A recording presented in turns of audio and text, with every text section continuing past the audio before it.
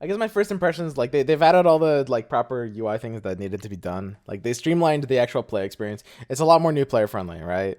Like the click and drag is a lot better. A lot of people don't like the look. I personally don't mind it, but I guess since a lot of people don't like it, I mean, it seems like it's objectively bad, or at least like it doesn't really hold up to first impressions. I think that some things are steps in the right direction. I don't know. We'll really have to. It's like the next few weeks that'll show us like how this will go. Because like so far, like they just launched it. It's like it's not really complete yet. You can tell they. I mean, it's a beta. They put it out early. So far, most of what they've done is just kind of poured over auto chess, and they're gonna add to it their own direction, which will be clear at a later point. I don't like certain things. I definitely don't like that you can't put multiple items on the same hero. And I think that something about the item drop system, well, it's a step in the right direction. It's far from perfect. It needs a tweak, a major one, actually.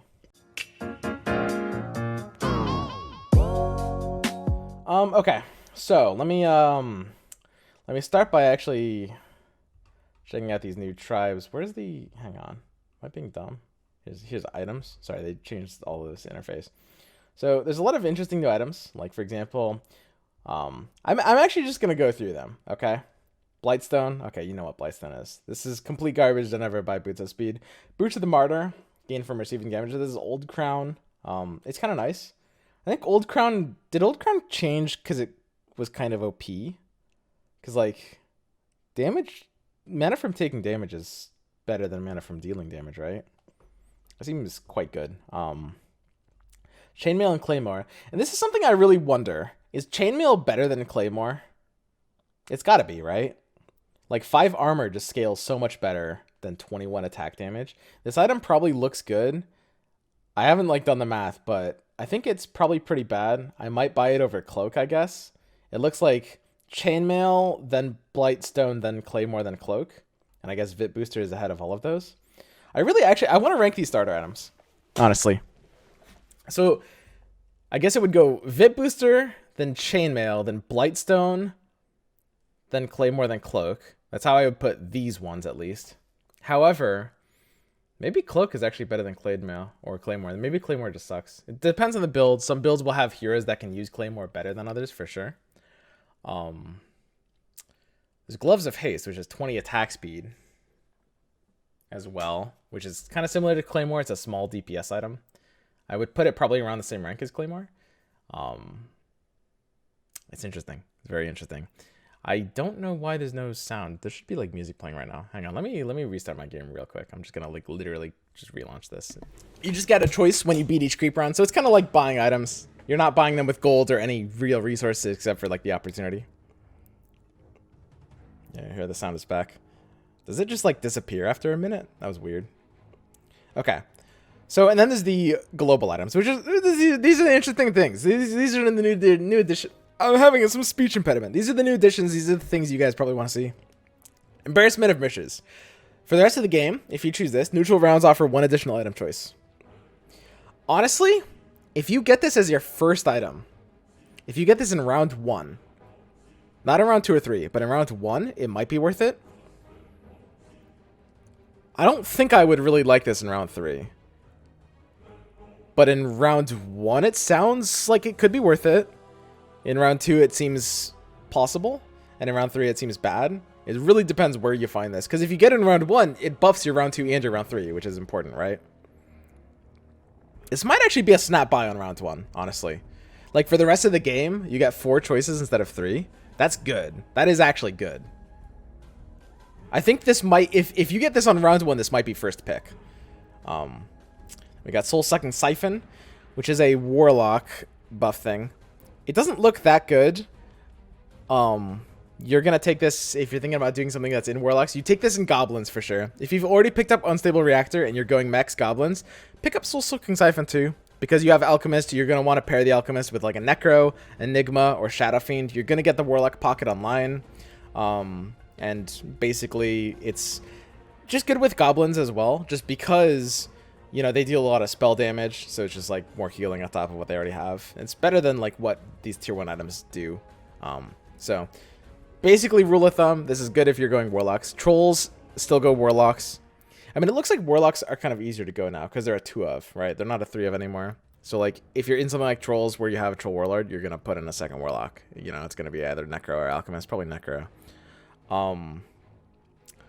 Pretty straightforward. I would say I like the design of this, by the way. Allied units 1 cell away from.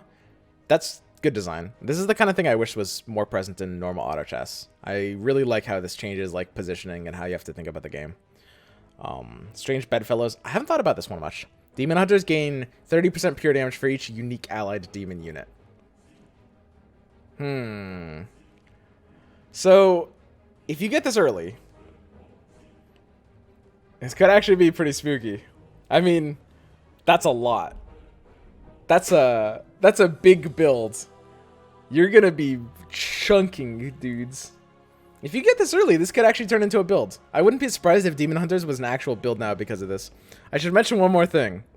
You can stack global items, which means I can find this in round 1, and then I can find a second one in round 3, and then I can buy both of them, and I can be like, okay, I guess we're going demons, guys, which is really funny. Unless that's a bug. I don't think that's a bug. I think you can actually stack them. And then we saw what Unstable Reactor does. Mechs explode, dealing AoE damage, which is pretty cool. It's slightly rarer here. We got Aegis of the Immortal. I don't think I like this item, honestly. So when you buy it, it prevents your next loss of light and destroy Aegis. Win streaks are preserved. It seems like horrible design, actually. It seems literally like the game is better if this isn't in it. Because basically, like, think about it. If you're on a win streak and you find this, you're going to buy it. It's going to be disgusting. It's just like, it's a shit ton of gold for no reason, right? If you're not on a win streak and you see this in your shop, you're not going to fucking buy it. So, it's just like, if you see it in your shop and you're not on a win streak, you just have one less item in your shop. That sucks. If you see it in your shop and you are on a win streak, it's just kind of high roll that increases the variance, the intrinsic variance of even being in a win streak. I think this is horribly designed. I think it's a cute concept. I like it's Dota lore, but I mean, I might be wrong. Maybe I'm missing something. That seems bad. Not bad as in useless, but bad as in just like, I don't want that in my game. Non-knight units gain 10% damage reduction for each allied knight unit 1 cell away. It's pretty interesting. It's important to note knights, I think, are quite OP. At least it seems that way. The ability to have their shields up when you have a knight unit adjacent to you. We can actually check out like what knights do. So knights got changed. Knight units take less physical magic damage when standing 1 cell away from another knight. That's it. That's all it is. So you don't need to rely on the RNG shields anymore. You just buy like the 6 knights and you put them all together, and they all just have the shield all the time. I guess it's a weaker version of the shield total, but I mean 50% total DPS reduction on everything just seems like really good. But anyway, Age of Chivalry looks like it just gives them a little bit to work with here, which is pretty nice. You have not sure how I would rate this. I want to like go through after I've had some time to play with the game, not too long, like tonight later. After I kind of think about it more, I want to go through and kind of give my impressions on like which items are good, which items are bad, and like all the changes. Okay. So, yeah, 10% damage reduction for each allied knight unit 1 cell away. I feel like this actually isn't that useful. All things considered, it's like, it's still a global. If you're in knights and you see this, it's like, okay, you're still going to buy it. But it's not like this is something you see and then you're like, okay, I guess I'm going knights now. It's okay. Arcane Boots. We saw that before. I'm curious how good of an item this is. It looks kind of insane to me. You are giving mana to like 5 heroes. This looks nuts. This looks crazy. This looks like it might actually be like one of the best items in the game. This looks absolutely bonkers. You just slap this on a hero that is like either a main tank or like a side tank, and like 4 or 5 adjacent heroes will all cast their ulti earlier. That's huge. It's not necessarily going to be super reliable, because there is like pathing and AI, and units will spread out when the battle starts. Sure, that's true. But you can make it fairly reliable, especially if you kind of like corner the a cross corner from your opponent. I don't know. Maybe it's not the best item in the game, but it seems very good. I like the design of this. Again, I think that this is actually one of, in my opinion, the best designed items in the game. I think it might be a little overpowered right now, possibly. I might be wrong about that, but I love the design. It's got two things that are really cool. This makes you really think about how you need to position things, right? Like, check this out. So I'm basically you've got Arcane Boots. 1/8 gay. Yo, Shalon, how's it going, bud? Welcome back to the 1/8 gay club. You've got Arcane Boots, and you're like, okay. It makes you think. There's so many things you have to think about when you use this item. You have to position around it. You have to keep your opponent's positioning in mind, because you need to make sure your units don't spread apart, because you want this to go off in a cluster. You need to consider how much you're sacrificing by clustering up for your opponent's AoE, if they have a lot of AoE. You need to make sure that the units adjacent to it are the ones you want mana on most. I think this is probably the single best designed item in the entire game, which is not to say that it might not be OP if the numbers aren't changed a bit, but this is really, really good design. Polar opposite of Aegis of the Immortal. This incentivizes like really good stuff. Reflects 30% of damage taken back to attacker. You guys know what Blade Mail is. One of the things they've done in this game is a lot of items don't have stats anymore. So like 30% of damage, you know, it doesn't have like the armor or the attack damage. And it's just like passively on. It's okay. I don't know how good this is. 30% seems a little weaker. If you put it on a big tank with like 2.5k HP, they're gonna deal 800 HP worth of damage, which is quite good. I mean, 800 total damage, even if it's like spread apart a little bit, is above average for like a tier 2 item probably. I'd say that's a quite good item. Blink Dagger, probably pretty useless. I don't know. I mean, it doesn't even have the mana regen in this version. It did in auto chess, which makes it even worse here. So that's no good. I mean, you can always put this on like, there's a couple heroes that could use this. One thing I miss about this, by the way, in normal auto chess, you can put a quick blink in the middle of a fight, and your hero can like blink out of a Kunkka ship or something, which is something that's really rare to win you a fight, but it's super cool when it happens. You can't do that in this game because you can't equip items during a fight, which means this item is even more useless. Bridge of the Aggressor. This is Void Stone. You know what this is. It's a good item. Buy this. Completing the cycle. So this is the Druid Global. When a Druid dies, it heals allies 1 cell away over time for 30% of its total health over 6 seconds. So again, this is the Druid Tribal Global. When your Druids die, 30% health. I don't know what its total health means. I guess the Druid. It just means 30% of the Druid's total health. And I guess it heals each ally. It's a little ambiguous. This could be kind of like Enchantress's spell where it just heals that total amount, the wisps. But I guess it's each heal ally. This doesn't look good. I think Druids are bad. I think this is bad. I might be mistaken, but this does not look good at all. Maybe I'm mistaken. I don't know. That could be low key.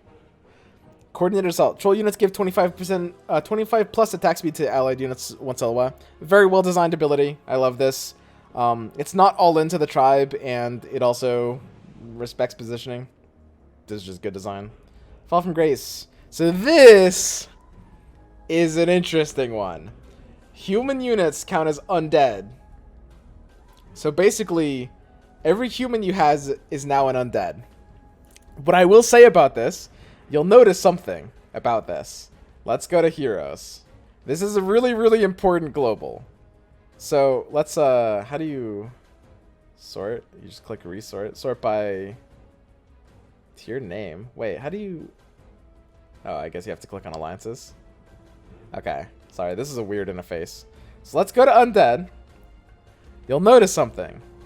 Undead has 6 tiers. There's a 6 undead builds, but there only exists 5 undead in the game. These are only the 5 undead in the entire game. So you can only get this one if you have the Heartless Global that makes all of your human heartless.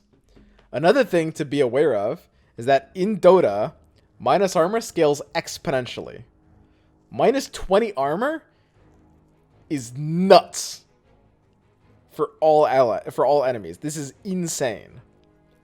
It's possible, therefore, that this like global for 6 undead is actually kind of sleeper OP. I don't know. I haven't tried it. Like I said, I only played this game for like an hour, so it's a hard one to evaluate. This looks at least like it's viable, though. Keep in mind, you do lose the human buff. You literally do lose censorship. Forged in battle. Another interesting one. So this is the Orc, or Brawny, buff. Brawny units start the round with plus 50 max health for every unit they have killed. So, if you get this early, your Orcs, by the end of the game, will have, like, 4,000 HP or something funny. Like, this is a very, actually... I mean, this is just, like, Snowball. It's pretty hilarious. I like that they're doing stuff like this. Seems broken? I don't think so. I mean, the last thing Brawny units or Orcs actually want is plus HP, right? And they're not even really a main tribe to begin with. I think this is hilarious. It'll lead to some funny situations where someone has like a 7k HP Beastmaster 3 or something. But I don't suspect this is actually good. I mean, that's why they snowballed it with health instead of like damage. Hey, what's up, Cyborg Matt? I think this is funny. I want to try this. I want to try a game where I like get this in the first like 3 rolls. It doesn't sound super competitive. I'm not gonna lie. I wouldn't bank on this being competitive, but it is very funny. Debuffs last 50% as long on human units. Wait, what does this mean? From human units? On human units? Is this anti-human tech? Oh, no, wait, sorry, I had a brain thing. Okay, so this is the human one, and it basically just makes humans have half debuff duration, which includes stuff like stuns, presumably, if it follows Dota rules. So, that's interesting. Humans aren't really a main tribe. You don't really build humans. But if you are in mages, humans will kind of exist. It's interesting. I assume it counts stuns, but it probably doesn't count AoE based stuff. By which I mean like field based stuff like Disruptor's Static Storm, because that's not a debuff, it's like on the board. This looks non-competitive to me. I mean, Knights run a human pocket, Warriors run a human pocket, and Mages run like 3 or 4 humans. But this is probably not really worth scooping up in any of those. Another thing to note about this is like better positioning can kind of usually do this. Like if you were worried about debuffs, usually that's a sign that your positioning could be improved in ways that don't give your core units like big debuffs. So doesn't really look that good. Mask of Madness, good old Mask of Madness. This item is almost a little bit nerfed from normal auto chess. Oddly enough, the reason being is because if you are on a build that can't use this item, you can't disassemble it, so you can't even use the component parts. Like you saw before 2 games ago, maybe I was playing goblins. I had a mask and I couldn't use it. There's no unit I wanted to silence, so be wary. Octarine Essence. This is an interesting new item. Ability cooldown reduction by 50%. It's pretty nuts. It's not as nuts as it looks. It's probably not even that nuts, actually. It's actually probably not even that good. It looks kind of insane. The most important thing is you can't stack items. 1 item per unit, so keep that in mind. You can't put this on the same unit as Voidstone. Otherwise, this maybe would actually be kind of nuts. But there's a fairly select few units that can actually carry this successfully, in my opinion. Silver Lining. This might be OP. I mean, so you can get... Keep in mind, we're in tier 2 of rarity. You can get these in the early rounds. It's a little rarer, but like if I'm on round 3 and I find a Silver Lining before the first human round, you bet your ass we're lose streaking. This is maybe insane. If you find it on round 10 and you're already lose streaking, it's probably not even that good, because you're probably only going to lose a few more at that point and you're not hitting interest points. I would probably only buy this on round 3, but it might be a snap buy. It might be like, well, I guess we're lose streaking now, which is okay. I don't know if that's great design, in my opinion, but it's interesting. It creates like divergent paths. It might be OP. I don't know. This looks spooky to me, dude. If you find this on round 3, that just seems disgusting. Okay, Smuggler. Qualitative items from neutral rounds are offered 1 wave higher. So I think that this is just bad. Wouldn't really recommend this card. It doesn't really look like it does anything. I mean, why would you want this? It's well, okay. I should clarify. There's gonna be a lot of cases where you have no choice. Like let's say you're in, I don't know, Hunters, and you see like Fall from Grace, Indomitable Will, and Smuggler. Yeah, you're choosing Smuggler, sure, but I wouldn't go out of my way for this. I don't think it's really that good. I want to contrast this actually to the first one, which is Embarrassment of Riches. Neutral rounds offer 1 additional item choice. They probably look kind of similar. They're not. The difference is you can get this on round 1 of the game. And if you get this on round 1 of the game, this might be a snap buy. This is good on round 1. But like, Smuggler, I don't even know if you can find a tier 2 on round 1. It's rare to find one on round 3. And by that point, it feels a little late. Can you get a tier 2 on round 2? If you can, and if you roll into this, then maybe it's worth it. But on round 3, I think it's probably not. Maybe it's worth it on round 3. But you're probably going to see this like Mud Golems or later, and at that point, it just feels like it can't really be great to go out of your way for. Summoning Stone. All allied summon units have 150 health and 30 attack speed. I like this. This is good. It's like, it's sort of a... It's a build buff, it's a synergy buff, but it's not predicated around the idea of like a singular tribe. Not really. It's kind of for beasts, but not really for beasts. So summoned units are Venomancer's Wards, Lycan's Wolves, Furion's Treants. Those are the 3 most common summoned units. There's also the Eidolons from Primordial Units. Is there actually like anything else that's pretty common? There would be like the Syllabear from Lone Druid as well. So basically, this is a Beasts card, right? For the most part, unless there's some cheeky way to combine this with Eidolons, which you'll see later. It's interesting. I don't know if I would give...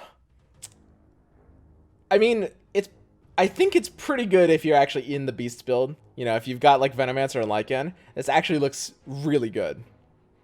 This actually looks crazy.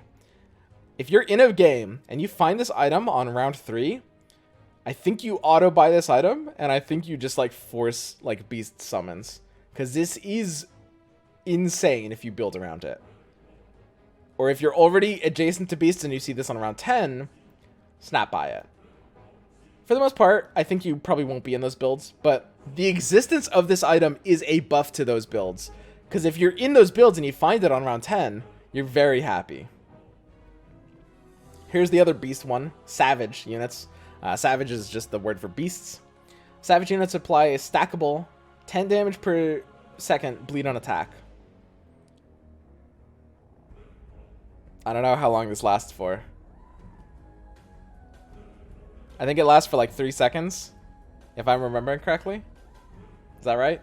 So it's like 30 damage on attacks.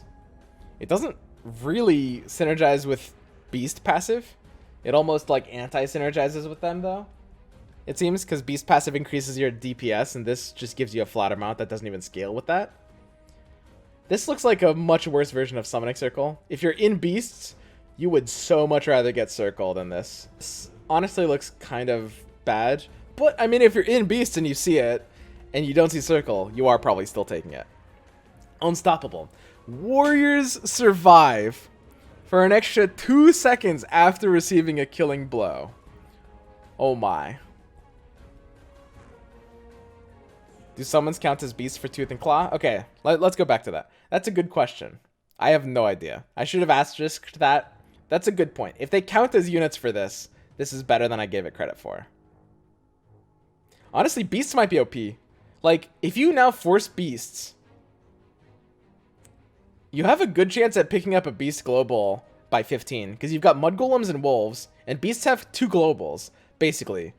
Whereas other tribes kind of only have 1, right? Like, Fall from Grace and Indomitable Will are kind of both humans, although Fall from Grace kind of doesn't count as either human or heartless, but this one kind of sucks. Beasts have 2 good globals. Your good chance to get them at the early rounds when they matter, like 10 or 15. I don't know, this could be kind of nuts. We'll have to see. I'll have to experiment whether this works on the summons. That'll be a big deal. I suspect it wouldn't. I don't think they should count as beasts. So unstoppable.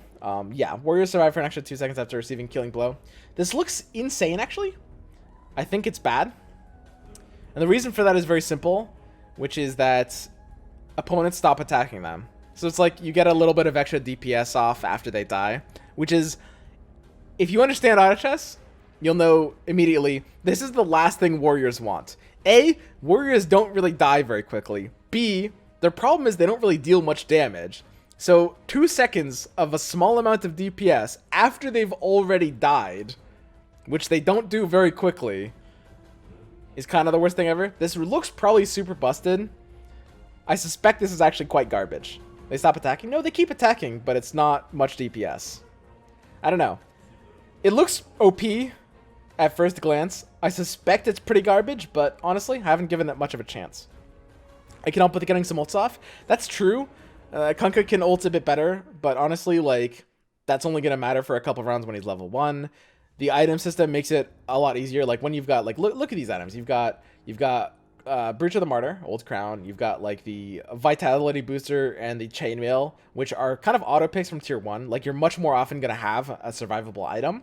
And when your Kunkka gets to level 2, it doesn't matter. And also, better positioning is usually a solution that can help Kunkka get his ult off. Like, I just don't see this as too powerful at all. Could be good on Troll Warlord. It could be. Usually that's like the very tail end of the fight anyway, because if you position good, Troll should be dying last. So it's like, if he's 1v1 against the big opponent carry at the very end, then this can win you a fight. But in that case, like, think about it. It's a late game scenario where it's like winning a fight is going to be the difference of like 3 health to you or 3 health to them. It's not, it just doesn't seem good. I don't really like it, honestly, but I could be wrong. This is easily one of the cards I could be wrong about. Okay, we get into the tier 3 ones. So these ones you're going to see, I think you have, from my experience, it seems like you can start seeing these around wolves, but they start becoming more common around hellbears. You cannot, I think you might have a small chance of seeing this on mud golems, but if it exists, it's really small. Units offered in shop as if you were 1 level higher. This should be garbage, I think. However, if you're on gods or goblins, like, I don't know, man. If you're on goblins, this looks juicy, right? Extra chance of hitting that techies, big extra chance, whatever level you are, which is what you want, right? This is a big deal. The existence of this card is kind of a buff to goblins in general, because goblins kind of are playing for more outs. Not only are you, like, you know, you're hoping you hit the techies when you commit to goblins, but also, you know, and you know, you've got some buffs. You've got both the Soul Sucking Siphon and the Unstable Reactor that goblins can use very, very well. But you also have, you know, if you find a higher class of criminal between rounds like 15 and 25, your odds of getting techies shoot up. They probably like double. So I do think goblins are more forcible.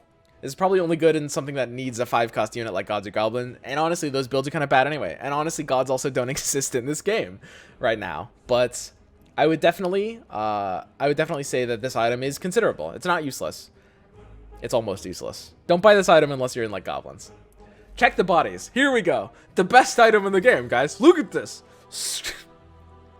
Scrappy units. These are goblins, by the way. Goblins have a 20% chance of producing 1 gold when they kill an enemy. This item looks really frustrating. Do they need to get the last hit too? I don't know. I guess they do. They do need to get the last hit, and then they have a 20% chance of getting 1 gold.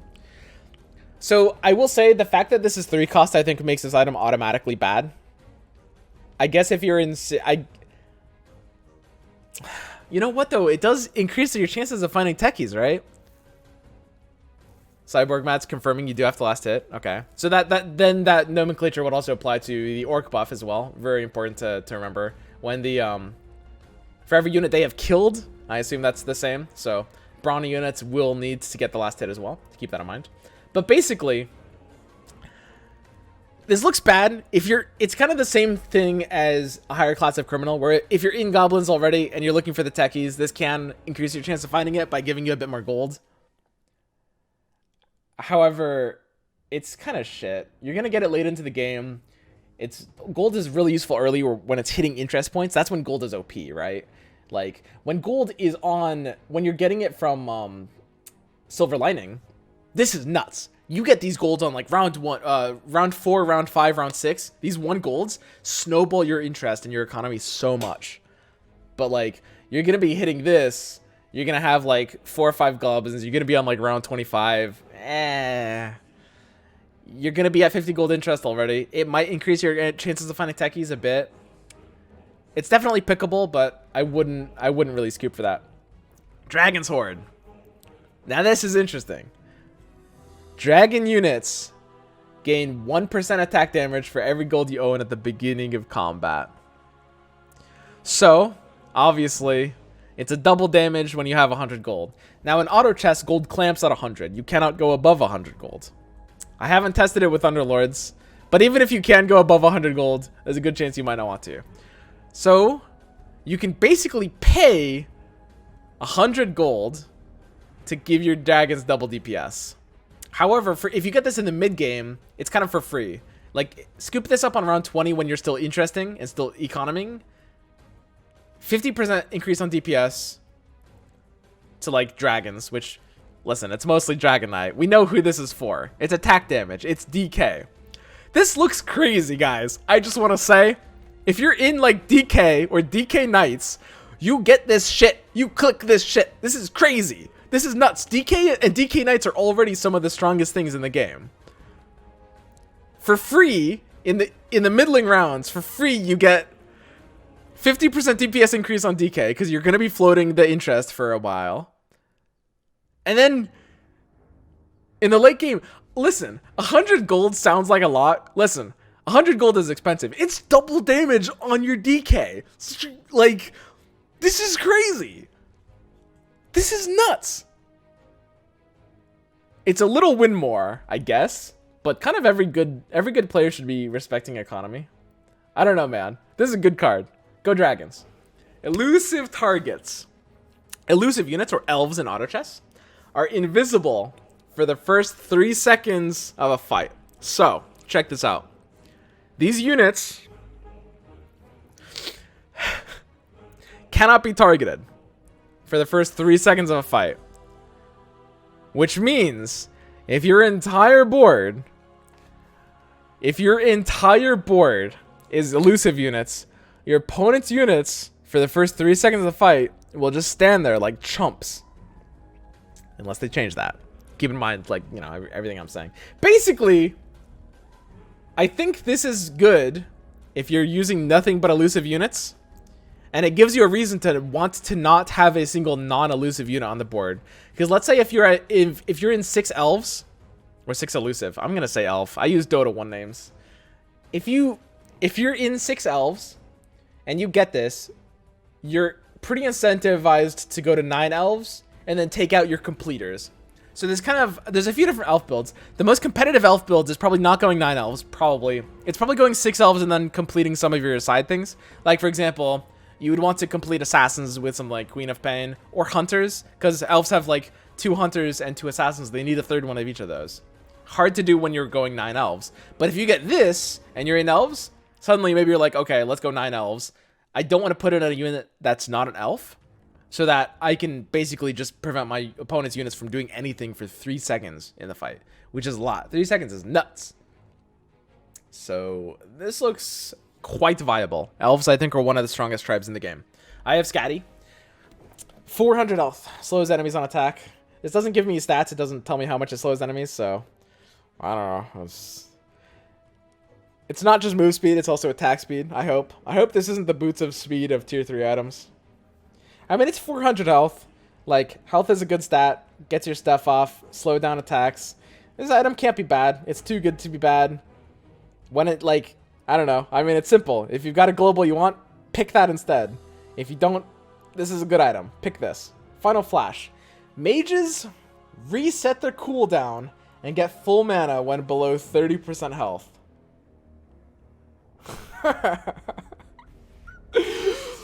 Oh my god, dude. Look at this. Look at this shit.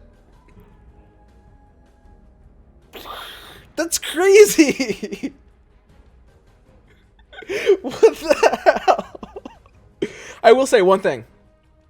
They probably still need to complete their animation. And mages die. When they die fast. So this might actually not even work most of the time. Like mages, if something big just slams into them, they will just chunk down. They might go from like 40 to 0 in an instant, but even if they don't, they still need to complete animations. So it's hard to evaluate how good this is, but it might be OP. I'll have to try this out. This is one I can't really comment on yet, but it looks very fun. Font of creation. I'm basically 1/8 gay. Holy shit, Dota Underlords. Mr. Stone was so hype. Yeah, what's up? Brandon646. Yeah, this is it's a pretty hype time. Primordial Units. These are elementals. So, you've got the 5 elementals in this game. You've got Teeny, you've got Razor, Morphling, Enigma, and Underlords has added a 5th one, Arc Warden. This matters. You can get 4 elementals without needing Enigma anymore. That matters. I don't think it's good, honestly. It sounds probably good. It's not. But it does matter. Anyway, elementals will spawn Eidolons on death. Eidolons are weak range primordial units that don't spawn Eidolons. Okay. So I do think this item is shit. Probably. I think it's... I like elementals. They're fun. If you want to go for elementals, I'm not going to stop you. I do think it's not going to be that great. The problem with this is kind of... So we can check out a few of these. I'm just going to like kind of skip ahead. Here's like another one. This is the Naga buff. And this is the Shaman buff. I'll show you guys these in a second, but tribes like these, Elementals, Nagas, Shamans, are just like, they're supplements, right? You don't really want these to be in your main thing. Which means these globals that empower them just feel like they don't end up doing enough. That's my initial impression. That being said, you know, I mean, it just says weak. It literally uses weak in the description. How strong could they be? Hood of Defiance. You guys know what this is. Magic resist health regen. It's just a classic. It's an okay item to pick up. Probably wouldn't go out of my way for it. I would rank Scotty quite a bit better than Hood of Defiance, I would say. But it's a 3 cost, which means by the time you're going to be offered this, you're going to be able to see this from a reactive perspective, right? There's going to be a lot of like mages in the lobby, or at least you're going to see how many mages are in the lobby. And it's like, if there's a lot of mages, this could be pretty sweet. Hunter's Focus. Hunters deal 10% extra attack damage for each other hunters attacking the same target. So, I suspect this is insane. Cyber Matt is confirming Eidolons have 20 armor and 240 HP. 20 armor is pretty tanky. That's interesting. And 240 HP is pretty squishy. I don't think that ends up changing my initial impressions of Eidolons, but we'll see. I want to try out everything. So, hunters, basically, I think this looks nuts. I think this looks insane. If you have 6 hunters and you have this, I think you've won the game. However, I mean, the same is true for all of the strong ones. Like, if you've got 9 elves and elusive, I think you've probably won the game. If you've got dragons, dragon sword, like, and you're not about to die, you've probably won the game. And, I mean, Summoning Stone is really nuts on its own way. Hunter's Focus is kind of in that category. It looks insane at first glance. Because if you're putting your hunters together, there's just so much DPS increase. What the hell? That's so crazy. I do like that it scales with proper positioning. It's an extra incentive to position better. I kind of like the design of this. I just feel like this number is probably too high, maybe. Like, this is nuts.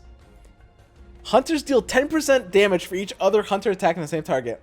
If you're positioning properly, your hunters are literally attacking like 2 different targets. So out of your 6 hunters, they're all going to have like 30% DPS increase. And 600s is already a good state to be in. I might be exaggerating a little bit when I say this is nuts. It's good. It's definitely good. The most important thing about these tribes, and I'm gonna I'll give me 1 second here. I want to say something. The most important thing about these global tribe items is how they're gonna affect strategy of the game. So before, in auto chess, the main strategy is basically you want to commit to a build fairly early, and you want to pick a build that is committable, right? These are two important things. You need to commit to a build early, and by early I mean pretty much before round 15. Typically on average, people will commit to builds like between round 7 and 12-ish, something in that range. And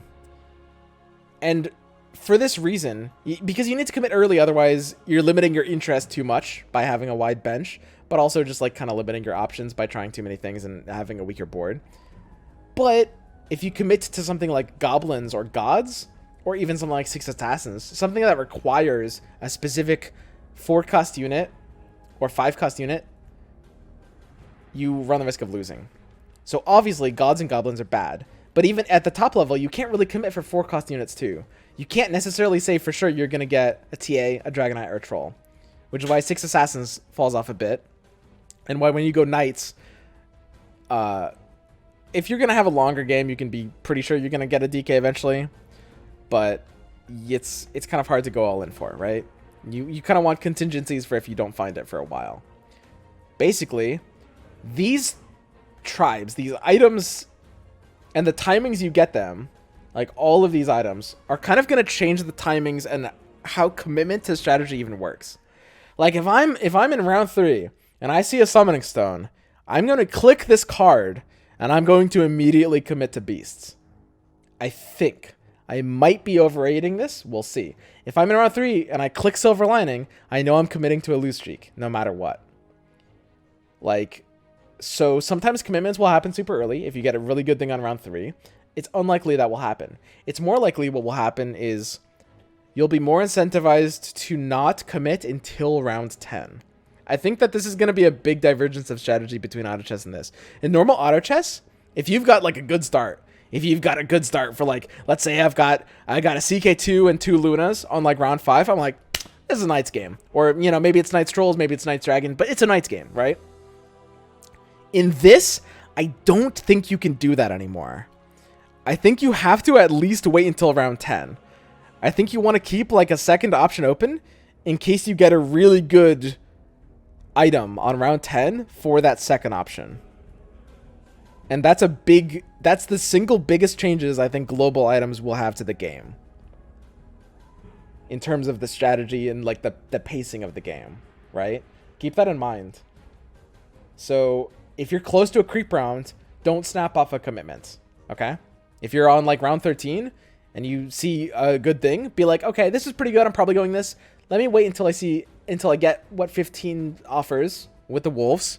If I get a good item for my backup plan, maybe my backup plan actually is what I end up doing. Okay? So that's just, I just wanted to take a quick aside and say, I think that's going to be how this game is going to start to be played now. Okay. Mechanism. Basically, the bottom line is it's better to keep your options more open now. Like, bench 2 options instead of 1 sometimes. Mechanism. A Cup hero has less than 50% health. Heal allies up to 3 cells away for 250 health, once per battle. I think this is too wide. Probably make it 2 cells, in my opinion. Not necessarily at the same health point. I think it's better design if it's like a little tighter. It's interesting. I like the design of this. It's kind of like Arcane Boots. It's a really cool design. I don't know exactly how it looked. Quite good. I think this is actually phenomenally good design. I think this is Mechanism and Arcane Boots are 2 like fantastically well designed items. You have to think about a lot when you put this on something. So with Arcane Boots, there's one thing you don't have to think about, which is really important, right? Which is like, you kind of can put this on your main tank and you're fine.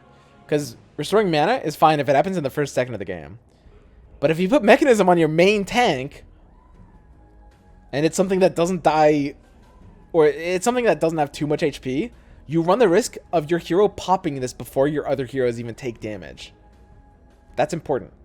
So this might be better on like a side tank, like a second tank or a third tank, like a secondary tank. And that's interesting. It creates these things you have to think about. It's a really good design. Looks like a powerful item. I definitely scoop this up. I think the first thing to do is compare it to Scotty. I know it's better than Hood of Defiance in general, probably. And I will say it does look stronger than Scotty. I think in most cases I will probably be inclined to take a mechanism over Scotty. We'll see. Not sure yet. Assassins blind enemies 1 cell away from where they land for 2 seconds. 50% mischance. So for 2 seconds, everything adjacent to assassins will have a 50% mischance. Basically, this is very, very similar to elusive, except you don't need only elusive, right? Basically, the way this will work is like at the beginning of the fight, you'll all blink and a bunch of things won't be able to hit you. It's like a much weaker version of elusive targets. Sand attack? Yeah, it's literally sand attack, guys. Dude, the naysayers were right. Pokemon Auto Chess after all. I don't know how good this is. I think it's pretty straightforward. I think if you're in Assassins, click this card. If you're not, don't click it.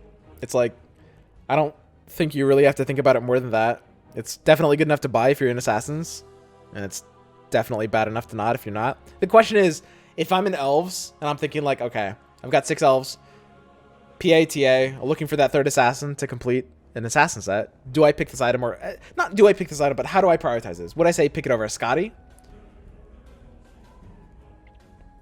I think the answer might be yes. I think even if I have 3 Assassins, this feels pretty solid. It's about the same.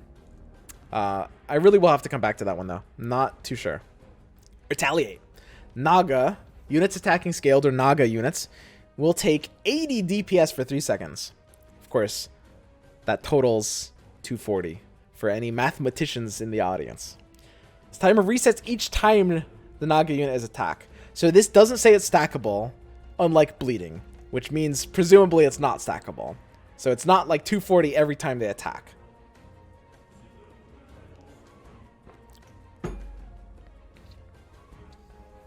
It looks kind of garbage. I mean, like I was saying before, I was using this as an example, like Primordials. Like, I guess if you have a Naga pocket, it's not even that much damage. You're never really gonna have more than 2 Nagas. I don't really see the purpose of this. I would probably never pick this. I mean, okay, if it was late game, and if I was committed to a build, and if I see like, if I'm in Knights, and I see like Hunters and Pocket Sand and Retaliate, Knights is a bad example, because Knights doesn't really go Naga often. The point is that I'll sometimes choose this over 2 tribes I can't be in, just because it's Naga, and everything can kind of go Naga, but it just seems pretty weak. 240 damage is a lot on something like Starter. Sure, it's not terrible, but like compared to like most of the things, like this is 400 plus like slows enemies, and like I need to even be in Nagas. It just seems very rare you'll pick that. Damage items are basically worse than health items, right? And like look at this, 21 attack damage, average attack speed. You want to put this on a hero that attacks quickly, which means you'll get about 1 attack a second. So 21 DPS versus 250 health, plus the armor that the health will encompass, which you can generally assume will be a positive amount. Means you'll only catch up to the amount of health this is after like 20 seconds. Of course, when you kill a unit a little bit quicker, you're kind of healing off of what it could have done otherwise, which is important. But Vip Booster is so nice for being able to let certain ults go off. It feels like it's not really a fair comparison. And I feel like the same thing applies for sure between something like, for example, Scotty and Sacred Relic. It's not bad. You'll probably buy it a lot just because there's going to be a lot of situations where you see globals you can't use, right? Like I'll see Goblin buff, I'll see this, and I'll see Relic, and I'll be like, okay, let's go Relic. So like all of these non-global items, you'll be buying a lot just for that reason. But I probably wouldn't take this over Scotty. I think I definitely wouldn't take it over Mechanism. It might be better than Scotty in some cases. There's a lot of heroes that want the damage item. If I have something like a Luna or a Demon that wants like a big single damage item, this will be good on them. And that situation will create a situation where I'll be like, okay, I'll want this item over another item, which I think there's not enough of in this game. I think it's like pretty rare that I'll actually see two items and I'll look at my board and I'll be like, okay, let's actually think about this and let's actually decide we want this item. Right? That should probably happen more. Shaman Pluck. Units attacking a shaman have a 5% chance of being turned into a chicken. It seems like the worst thing ever. It's like, it's hilarious. We don't know how long it turns it into a chicken for. Probably not long enough for it to be great. It's 5%. Like, even if they're a chicken for like 10 seconds, this is still bad. Shamans are not front lines. It's 5%. Guys, this... How often are you even in shamans? This is like... This just does not look good. It's 6 seconds? Yeah, okay. I mean, I would basically never pick this. Even if I was in shamans, I probably wouldn't pick this. Don't go that card. Okay. Skull Basher. 25 attack damage. 25% chance to stun target for 1.5 seconds. This looks a bit better.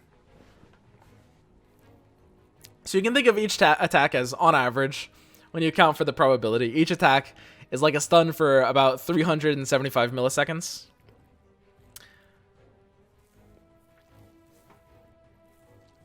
That's not bad. I think that's pretty good. I think that's easily better than a Sacred Relic. For sure. I think it has to be better than a Sacred Relic. Maybe it's even good enough as an offensive item to be better than Eye of Scotty. I like Skull Basher. I think it's pretty close to Eye of Scotty in my book. I would say it's probably worse than Scotty, but if you already have like another health item, maybe you want the damage item instead. Vanguard. No, unlike in Dota, you can put this on ranged heroes, of course. Probably better off doing that. Yeah, wants to be on something like Luna or Troll, something that scales with damage. Vanguard, 250 health, 50% chance to block 70 damage when attack.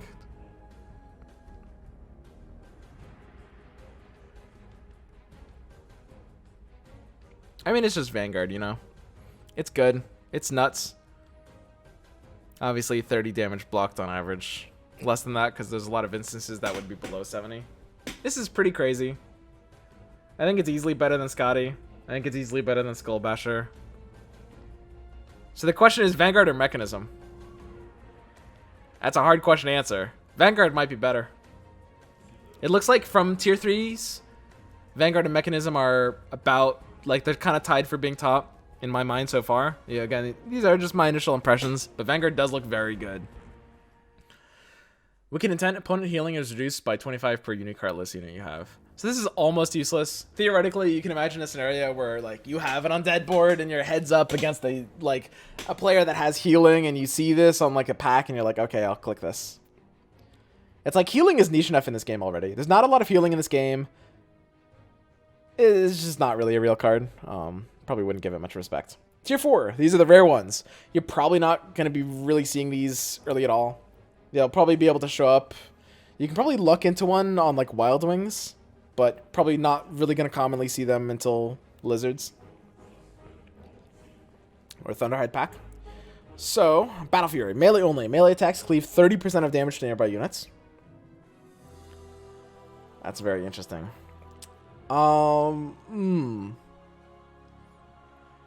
It doesn't give you like the damage.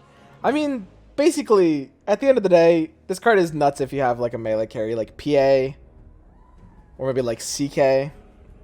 However, I think it probably wouldn't affect the demon extra damage.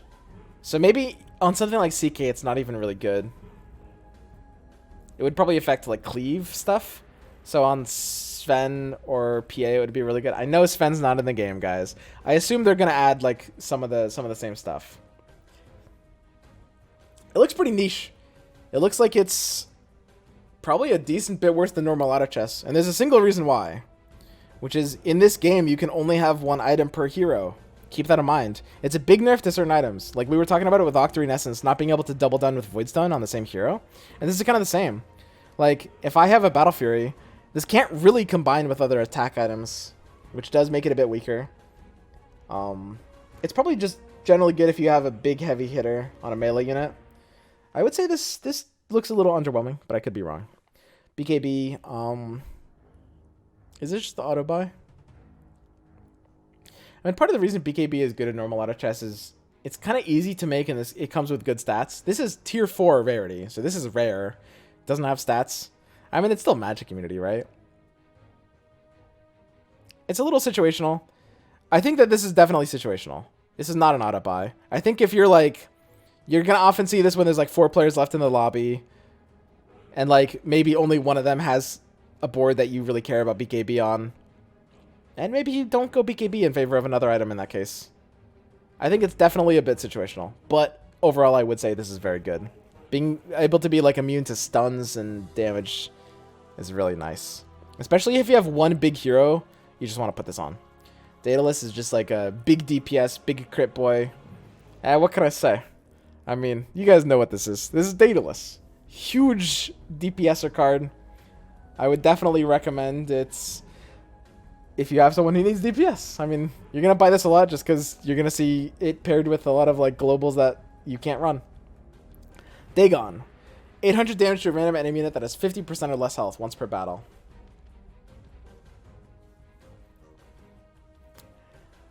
This is actually interesting. It looks good. It has a good chance. I mean, it cast it intelligently. Basically, as soon as something gets to 50, this will probably just delete it. Which means you have a good chance at killing something before it can ult. This looks strong. This actually, I almost hesitate to say this might be stronger than Daedalus. Which, I don't know, that might be a hot take. It looks pretty good. I have to test it out. One thing that's interesting here is it looks like it actually creates really unique counterplay opportunities. What I mean by that is if my opponent has a Dagon, like let's say I'm heads up or 50-50 against him. My opponent has a Dagon. I can position in a way where I put something weak and expendable in the front so that it gets down to 50 immediately. My opponent automatically Dagons it, and it kind of just like forces out Dagon. So, I don't know. I could see this being kind of incentivizing some fairly interesting patterns, kind of in that way. I would say. Here, all right. Friends and family discount. All units are 1 gold cheaper. This looks insane. If you find this early enough, it is maybe insane. At tier 4, I suspect this is going to be too late to really be great. I mean, units being 1 gold cheaper. So, of course, the sell price is also 1 gold less. Of course, you can't just print money with this. It just doesn't... You're going to get this like when you're hitting interest points. If it made re-rolls cheaper, this would be kind of nuts. But it just makes individual units cheaper. You were able to get it really early. Oh, different item. Yeah, yeah. I don't really see this as being good. It isn't saying I got tied on Enigma 3 first time ever. There's a chance I'm underrating this one. I've heard some people say this is quite good. Oh, the 1 level higher one. Okay, so you're talking about something else. Yeah, I don't really like this. It doesn't seem that good to me, but I could easily be underrating it. I really have to give it a bit of a chance in this case. Maelstrom is 25% chance for 400 DPS. So it's kind of like 100 damage per attack, because it's 25% of attacks will do 400 damage. Do units start with 25% MR in this game? Like in Dota? They don't, do they? Unless I'm mistaken. What if that matters? It doesn't really look that good. I mean, it looks a lot worse than Daedalus. It looks very significantly worse than Daedalus. So I would say that probably makes it the weakest item out of the tier 4s. Moonshard, 80% plus 80 attack speed. Attack speed is really good if you have a hero that has damage. You get damage when you level up. So if you have a 3-star hero and you see a Moonshard, scoop that shit up. That's pretty good. Radiance. Burn enemies up to 2 cells away for 60 DPS.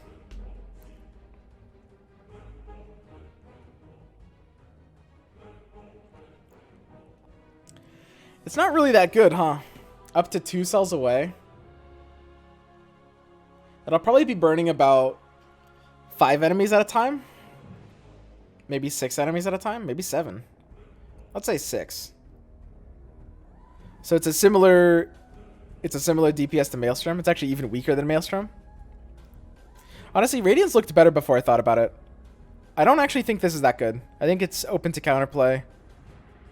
This item looks a lot better than it is. I think it's actually a little weak, would be my guess. Depends on the hero in terms of magic resist. Most heroes are 0 magic resist. Medusa's 10%. Terrorblade scales. Okay, interesting. So certain things are just built in as exceptions. That's really good to know. Thanks. Refresher Orb. Once per battle. Restores 50 mana on the cooldown refresh. So this just looks nuts. I mean, pretty much every build can slap... Pretty much every build has a hero that wants to refresh. So this does look nuts. This might be a snap buy. This might be the best thing out of the tier 4s. At the very least, it's above average here. It would be maybe a close call between BKB, Daedalus, maybe Dagon. I do think that there are definitely going to be some boards where you don't really have a great refresher target, and you might choose one of these over it. Vicious Intent. Each of your surviving units, including summon, deals 1 additional damage to opponents if they lose to you. It's not that good, honestly. It's funny. You're going to be buying this when you have nothing else to buy. In auto chess, it's a lot more important to keep yourself powerful than to individually damage a couple opponents a little bit more. This could be hilarious with summons. I want to see a build where I'm snowballing with beasts. Beast summon build. I pick this up, and I literally... if someone has this, they can one-shot you from like 40 HP. Like 35 or 40 HP is suddenly in range, which is hilarious. If I'm on Beast, I might actually pick this up. That's really funny. In general, though, you're probably going to pick this up when you have nothing better to buy. Assault Curious. These are the tier 5s. So these ones you see in the late game. I think you're pretty much seeing these from like Big Black Dragon and onward. Okay. Assault Curious. Equipped hero and adjacent allies have 15 attack speed and 10 armor. Adjacent enemies have minus attack speed and minus armor. So I like this. It does what it does in auto chess. It's kind of adjacency based. I think this is a very powerful effect. It's a lot of total armor, a lot of total attack speed. I don't really have much to compare to in tier 5 yet, but it's very powerful. I mean, you're going to be buying that a lot. It favors good positioning. You're going to want to kind of box up tight, but that's kind of how you should be playing anyway. I think like all these items kind of are like that, by the way. Assault Curious, Mechanism, anything that favors adjacency. So like Arcane Boots. Well, I guess Mechanism isn't really adjacency because it's 3 cells range. But like Assault Curious, Arcane Boots, Coordinated Assault with Trolls, even like to a degree Soul Sucking Siphon. Everything that's like rewards adjacency is going to be quite good, I think. Because like good comps, good positioning usually involves things being clustered together. So you'll get rewarded for playing properly. I think those, in general, you can just assume those are powerful effects. So yeah, AC is one of the best items in the game, it looks like. 70 attack damage. When an enemy hero has more than 75% mana, silence them for 5 seconds. Attacks against the silenced hero can't miss and crit for 140. This is a hard one to evaluate. I'm not going to lie. I don't really see this as... It kind of gives you a Doom effect. It looks... It feels like it's probably going to be instant, or like there's no animation. Can't miss is kind of useless, though. This looks powerful, but I would say it's like... I don't know, for tier 5, I assume it's probably below average among these items. Bloodthorn is a P in Dota and in here? Alright. I'll definitely give it more of a chance. I can't really get an impression on this card just by reading it. It definitely could be quite good. Your units gain 1% damage per 5 points of damage your Underlord has taken. Your Underlord is just you. So, if you are at 25 health left, you're going to have 15 DPS for your entire board, right? Mathematically. This is pretty good. I think that's kind of the way you look at this. At the end of the game, when you're on like the 25 health mark, the 10 health mark, you are going to have 15, 18% extra DPS on your entire board. You're going to buy this a lot. That's nuts. That much DPS increase for everyone on your board feels very powerful. And every game is going to end with you getting down to these numbers, right? So it's not even very situational.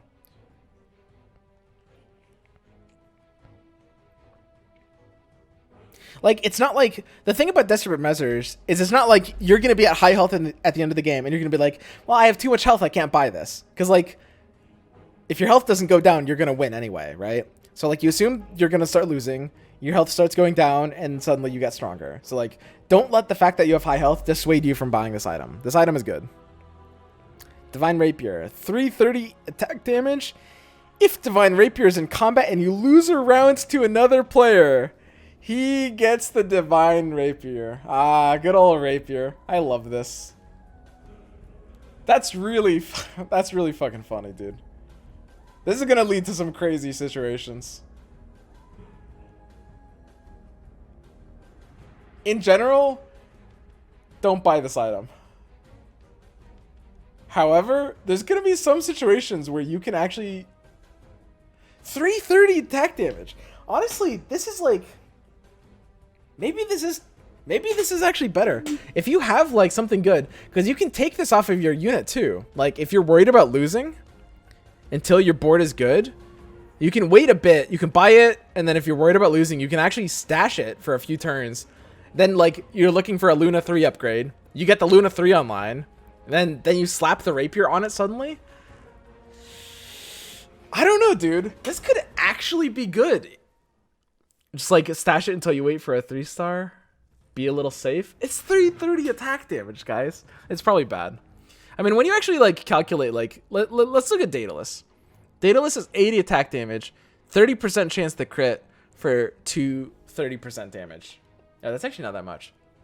So every 3 attacks, roughly, you'll get an extra attack and a third, roughly. So it's kind of like, roughly like a 45% DPS increase. This is kind of already like almost at the level of Rapier.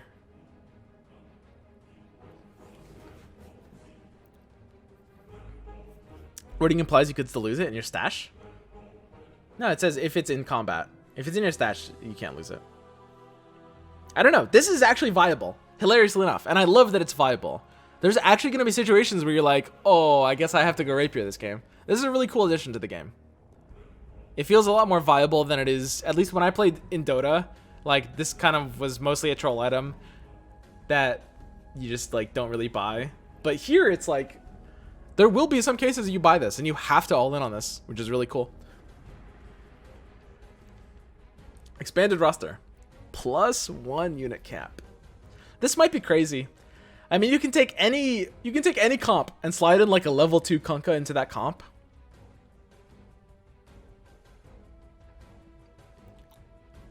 This is kind of nuts. Like, imagine this just says you get a level 2 Kunkka. I mean, that's pretty good.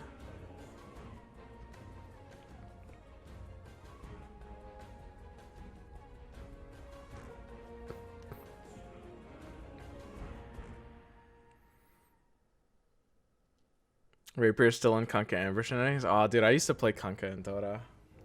Did I miss that, actually?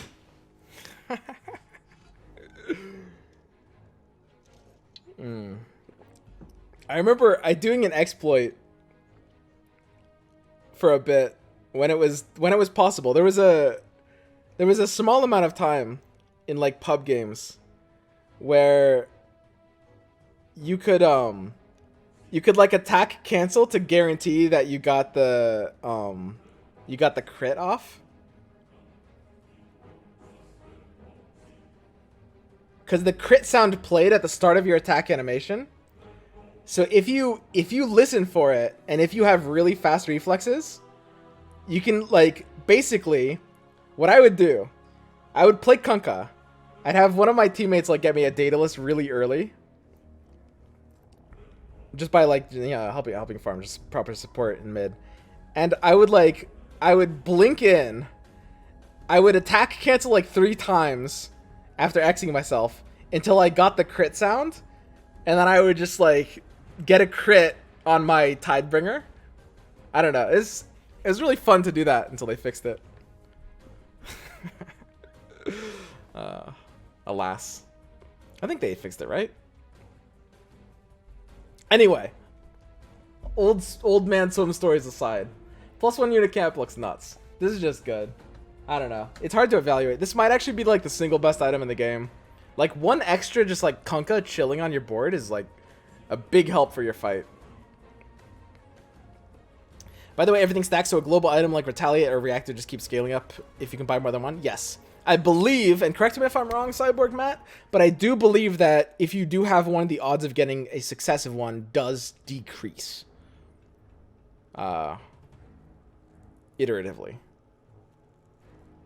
But yes, they do stack. So if you're in the first few rounds of the game, you know, you buy an unstable reactor because you're just like, what the hell, maybe I'll do this. And then you see a second one in the first 3 rounds. Maybe you're just in mechs at that point, you know? Anyway, Heart of Trask. You guys know Heart. It's really big, tanky chunker. I mean, it's good.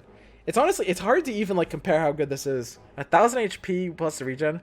Like these tier 5 ones are hard to imagine. I'm gonna have to just try these out and see, honestly, at this point. Recruiter. The first reroll each round is free. This is probably pretty bad. If this made your reroll cost 1 instead of 2, this would be sweet. But like at this point in the game, like you're gonna be getting this when there's like 6 rounds left in the game. So it's like it basically says here, have 12 gold, which is like at that stage in the game, not what you want. You want like one of these. Yeah, I don't think you want Recruiter. If you like high roll this super early, it might be worth picking up. Or if the game is looking like it might be going like hyper late. Shiva's Guard, the final item. +10 armor. And it's a freezing wave that deals 250 damage to enemies within 3 cells and slows their movement and attack speed for 2 seconds. Once per battle. Okay. So, it looks really good. This looks... I might be wrong. I suspect this is nuts. I suspect this is better than Heart. It's probably almost as good as AC, or like on par with AC. I don't know. We'll have to see. It's so these tier 5 ones are so hard to imagine. I'm just gonna have to try this out. We're gonna have to get into some games, guys. You know, I think it was good to kind of take this time and go through and give you guys my first impressions and kind of think about things a little bit more. We gotta get into some games here. Let's hop into some games. Let's actually see like how we end up feeling about these tier 5 items in a little bit. All right, guys.